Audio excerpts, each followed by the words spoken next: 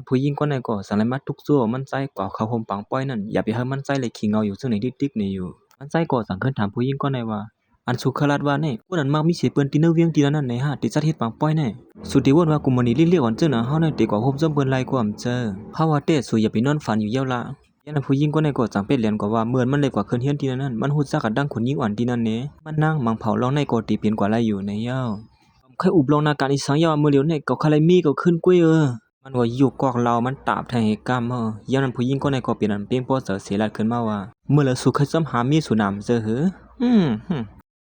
สุอย่าไปลืมเลยนะแม่นางสุนั่นก้นดินนั่นน่ะเฮิรนเขาอยู่ที่เวียงดินนั่นนำเจอหือก้นดินนั่นน่ะเฮิรนเขาก็เป็นก้นอันมีชื่อมีเสียงก้นนึงนำเจอหือมังเผามือพกในเขาก็เตมาเขาห่มปองป้อยก็เป็นไรนะมังเผาสุดที่เลยทุ่งหันเขานะมือพกในเมื่อยามหนังนั้นมันใจก็จังไรวนถึงขึ้นมือพ่อหันเขาเตรียมลิกพินหมอกป้อยปังแขกเขาอยู่นั่นปัวพองยามนั้นก้นที่นั่นน่ะเฮิรนนางเสือมันก็มาเขาห่มจอมแหลมมันใจจังถามว่านี่สุเตไปบังแขกลองอยากบ่เป็นตาแน่ก้นที่นั่นน่ะเฮิรนปอมีพี่น้องสวมเข้ามาห่มจอมสีเด้อฮะยามนั้นนางเสือมันก็สังไรรัดในมันใจว่าปอเมเขาตายกว่าหึงเย้าเดี๋ยวกึดปอทอเขาเลยตั้งเมทาเขาก้วยกะว่าปอทอเขามีรองนาการไว้แลอำจังเข้ามาห่มจอมในอยู่ก้วยกะว่าปอเฮาเตไปบังแขกกันย่อๆเฮาสังก้อยอันสุมือโทปอทอเฮาเลยนะมันใจก็สังถามแม่นางมันว่าตีเวียงตีนั่นกวนนั้นมีชื่อเสียงและมักมีในมีสองชื่อคือก้วยปอทอสูเป็นกวนนั้นมักมีเสียเปิ้นที่เนอเวียงนั่นสองเสือหือเมื่อยามหนังนั้นนางเสือมันก็อำเลยรัดในมันใจว่าปอทอเขาเป็นเพอในนั้นการมันใจก็อำเลยถามนำอีสังสิกะหือเมื่อยามหนังนั้นก้วยหนังก็ผู้หญิงกวนเป็นมีน้อยมันนั่นก็สั่งเลยเอาลิกเปียเตียนนางเสือมันปานไว้นั่นมักควักเป็นลีๆงามๆเหี่ยวก็เอามือต้วมไว้เตียนมีชื่อนางเสือมันนั่นลงลายมือเตียนเข้าปานมาในเลยนะสูมันใจก็ย้อนเปื่อเมาเหล้าตามลับมือลงแล้วโดยก่อนบ่เคยฮู้ตีปองมันดีแหละสั่งเลยยอมลงลายมือนั่นอยู่ยาวเห็นมันเฮ็ดจังได๋นั่นก็ย้อนผัวมันเขาทุหันมีนางมันในวันนั้นถามว่าได้ก้อยกะผู้หญิงก็ได้เก้าหามันใส่ลงลายมือลิกเปียนั้นได้มันฮู้ตูมันบ่ได้เข้ากับห่มซ้อมอยู่ก็ลงลายมือเลยนะสูเฮ็ดนั่นสิมันใจก็สั่งเลยมายิบเอากำเตรียมนั่นสิยอก็สั่งเลยมาลงลายมือตามลับอำมืออยู่เฮ็ดนั่นเฮียงกำเนินสุดมันใจก็สั่งเลยลงลายมือลิกเปียนั่นกว่าอยู่ยาวมันใจก็ตั้งลงตั้งวนถึงมือพ่อนเขาฮักกันแลมือพ่อนมันใจได้ตั้งมีมันอยู่โฮมกันนั่นลองได้มีไว้อยู่ดีเนาะอ๋อมันใจอ่ำลืมไรสิปอนี่นั่นสิมันใจเมาเฮียงหนาอะไรเลยก็นอนหลับเปียดให้นั่นเฮียงก็ดักผู้หญิงเสมอนั่นแท้ก็เป็นอันส้มซื้อได้ว่าตั้งแต่วันมื้อไหนกว่าสู้เตรียมเลยมาสู้ยุงซ้อมดินสัตว์ป่าเฮาแทงยาวซื้อกูลองของสูนั่นก็จะได้เป็นของตอนตาเฮาทั้งสิ่งทั้งหมดบ่ดังไอโผขี้เหล้าลงสูนี่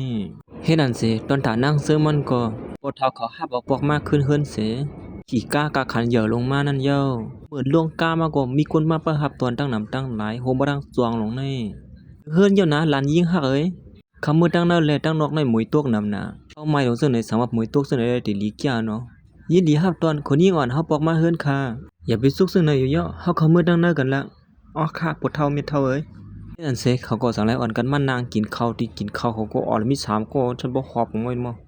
เมเฒ่าฮู้ว่าสุติปอกมาเฮิรนในต่างตัวเมเฒ่าก็เฮ็ดไว้นี่กินน้ำเลยนะตานางเสือมันก็ไว้เสียเปียดโผมันก็มาอยู่มนๆซื่อๆซ้อมปอทอเมเฒ่าขอได้อยู่ยาวกินมาหือหน่ะยาวเขาในตั้งกินซื่อนี่นั่นก็กินน้ำแลเป็นซื่อหือพองไหลคือแก้วนี่หวานแก้วเขาหวานปีเจ้าว่ากินสักทีในวันในลงให้มื้อพ่อนมันนั่งตึกกินลีกินหวานอยู่นั่นก้วยหนังเก่าเสียงพวกมันนั่งก็สั่งในหม้อขึ้นมาถึงมันนั่งมาเปิดด้วยก็เลยหันแคบหางโผมันนอนลงไว้นั่นส่งมาปาดเสโฮมบัดดังลิกแปดเขานั่นว่านำถึงว่าสุเปียเฮาก็อยู่ซะมีเนอสวยกำเหลียวแล้วโอ้โหลีอามนำเจอสุดเดียวว่าผมเคยจังว่าสู่2ตัวก็หือว่าพอทอไม่เท่าก็เมื่อเลยหันหน้าตามันนั่งเปิงลงกว่านั้นเป็นสังนั้นหลานยิงเฮานี่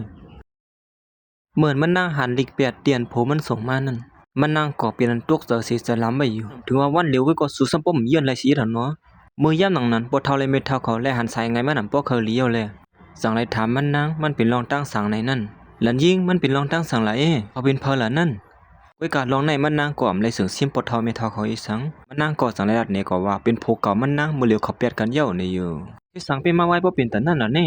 เมื่อวันนั้นหลานกับสืบมาลาดว่าลองตั้งฮักตึกเข้มแลบอยู่ในวันมื้อไหนซัมบ่เปียดกันเย้าล่ะนี่ก็เพราะว่าอยู่ยาวหลานยิงก็กว่าผ่าตัดได้ที่สั่งเลยกว่าก็เหลียวไอ้จ้องไอ้เกียกนั่นมันกว่าจ้อม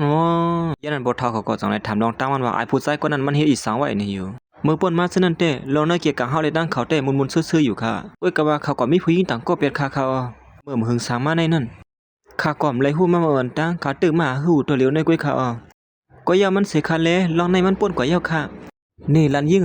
ลองในมันหลีเจ็บใจกะหือในนั่นลันยิงกันหักเลยจำใส่เขามาเข้าตั้งเป็น7 ปีลันยิงปล่อยเป็ดเข้าย่ำหลีตีปอเท่าเสกว่าตั้งสัตว์ปันเหมาซ้ำเขาแน่เขาซ้ำป้อมหันถึงกลางเสือลันยิงสีอีดเอาห้ายันก่อนเป็นปอเท่าเขาก็อ่ำเพียงปอเสือลองในตีปล่อยกว่าจึงเรียมไล่ล้าในเย้ามันก็สั่งไล่กับสืบกว่าหาลูกน้องมันหาคือลือลองโฮมนากันตั้งหลานขวยมันนั่นในเย้าเมื่อเหลียวลันยิงก่อมเลยกับไก่สมห้องการที่นั่นก็คือลือลองโฮมนากันเปียเที่ยวละเมทัลก็จังว่าผมลีนี่จังว่าหยังเปียดกว่าเลี้ยวว่าสองแค่ลันมีเมทัลเต็มหาโผเลยแทงก่อมเจอลันยิงเมทัลหังดีบ่เป็นตันในอีกกว่าซุ่มเขาย่ำซ้อมเขาให้สังกวนจึงนั้นสุขยามในลันยิงก็ลือฮือลือเจอเสียวเลยนะมือพ้องเสริมไปลีซึ่งในนั้นก็ไม่ลองคำเสยอีสังในก็ออกไปทุล้มกันล้มยืนตั้งนอกนั่นอยู่เจอลีมาปวดเท้าเขาสังรัดมันนั่งแทงว่าแต่เย้าคนไส้อ่อนอันตีไล่เจอลูกนั่นก็ว่าเห็นนอกเมืองปอกไม้นะมือเหลียวเนี่ยด้านก็มือเหล่มือไส้เขาเฮเลนะก็เลยค่ะก็เห็นนั่นเสมันนั่งก็สั่งไล่วนถึงผู้ไส้ก่อนไล่เจอมันนั่งนั่นย่ำของนั้นผู้ไส้ก่อนในหันมันนั่งโตโคโตเลี้ยงกว่าตั้งนำตั้งหลายแลสั่งไล่ถามมันนั่งว่าเฮ็ดสั่งไล่เอาโคตั้งนำตั้งหลายกว่าน้ำพบเป็นแต่ไหนล่ะเนี่ยอ๋อคู่ของซื้อในคาเดียวกว่าปันก็หักค่าอ้อเป็นคือล่ะลีคอยแก้มซึค่าหือยันนายผู้ชายก็ในก็สังละติมันนางว่าลีคอยอีสังที่แล้วเฮาเป็นใต้ก็กันมาเขาตั้งเป็นเลยปีเย้าโคตรอันนึงก็สวมปันเฮาสิยิดก็หักสุดแดงโตกว่าพวกทั้งสิ่งทั้งหมดยันนั้นมันนางก็สังละติใต้ก็มันนั่นว่าอ๋ออย่าไปว่าเฮาขี้ถี่เลยนะเฮามีแอบเงินอันนึงเฮาปันสูบ่ไหนก็เฮาถามว่าติเป็นโคตรอีสังลงลังเลยนะเป็นแอบเงินของก้อยลงแน่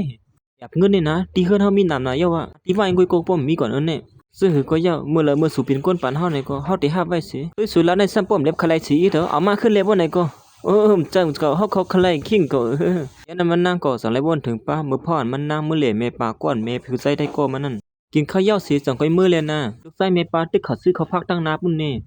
เฮ้ยไอ้ในหือนี่ก็ซื้อเขาพักแม่ลือหิลืมแอบเงินนี่มายันนั้นมันนั่งก็สังนั้นว่านี่เป็นเงินเตียนเฮาปันเขานั่นหือล่ะนี่ยันนั้นมันก็สังไลถามแม่ปานั่นว่าแม่ปากลับบ้านมื้อเร็วนี่แอบเงินก็ออกมาอันคืออันแคมหลายๆยาวเป็นสังไลลูกชายแม่ปานี่ตึกยิ้มแอบเงินยกๆอันนั้นอยู่ขลาดนี่แม่ปานี่ก็อำฮู้ว่านั่งซื้อมันเป็นคนปันลูกชายมันได้สังลัดแน่ว่ากูนั่นลองอยากสิเปิ้นปันเขาในว่านั้นแอบเงินอันนั้นเขาฮักเสียซักเขาก่อนนั่นป้าก็ตาลิเคยฮู้แล้วเป็นผู้หญิงก็เลยปานก่อมหัวนั่น